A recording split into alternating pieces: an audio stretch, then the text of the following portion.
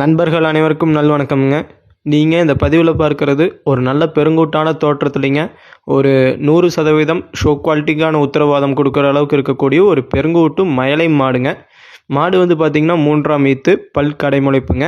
இப்போ வந்து கரெக்டாக மாடு இன்னும் வந்து பார்த்திங்கன்னா மேக்ஸிமம் ஒரு 10லிருந்து 15 நாட்களுக்குள்ளே கன்று ஈனி விடுங்க.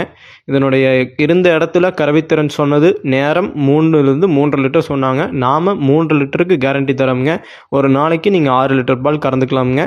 கறவைக்கு கால் அணைக்க வேண்டியதில்லை. பெரியவர்கள், பெண்கள், குழந்தைகள் என யார் வேண்டுமானாலும் ஈஸியாக ஹேண்டில் பண்ணிக்கலாமுங்க. ஈஸியாக ஸ்டூல் போட்டு உட்காந்து பால் கறந்துக்கலாமுங்க. அனைத்துக்கும் நம்ம வந்து உத்தரவாதம் கொடுக்குறோமுங்க. இந்த மாட்டை பொறுத்த வரைக்கும் நான் ஒரு மாடு விற்பனையாளராக இல்லாமல் ஒரு மாடு வாங்குபவரின் இடத்துலேருந்து யோசித்தால் நான் ஒரு 3 குவாலிட்டியை வைத்து ஒரு மாடை செலக்ட் பண்ணுவோமுங்க. அது என்னென்னு கேட்டிங்கன்னா, நம்ம நேர்பட கண்ணுக்கு தெரிவது மாட்டினுடைய அழகுங்க. இந்த மாட்டை பொறுத்த வரைக்கும் நீங்கள் நம்ம கோவிலில் நந்தி பகவான் எந்த அளவுக்கு ஒரு அங்கலட்சணத்தில் இருப்பாங்களோ அதே அளவுக்கு இருக்கக்கூடிய ஒரு ஷோ குவாலிட்டி மாடுங்க. நல்ல ஒரு திமிழ் ஏற்றமாக நல்ல ரட்டநாடி உடம்புலிங்க. நீங்கள் உங்களுடைய 2 கைகளையும் கூப்பி அந்த திமிழ் மேலே வைத்தால் கூட அந்த திமிழ் என்பது உங்கள் கைக்குள் அடங்காதுங்க. அந்த அளவுக்கு நல்ல ஒரு எலும்பூக்கமான ஒரு பெருங்கூட்டு தோற்றத்துடைய ஒரு மாடுங்க. இரண்டாவது மாட்டினுடைய குணம்ங்க. பெரியவர்கள், பெண்கள் என யார் வேண்டுமானாலும் ஈஸியாக ஹேண்டில் பண்ணிக்கலாம். ஒரு குழந்தை கூட போய் அந்த பக்கம் இருந்து இந்த பக்கம் வரலாமுங்க. மூன்றாவது மாட்டினுடைய கறவைத்திறன். நல்ல அதிக கறவைத்திறனுடைய மாடுங்க.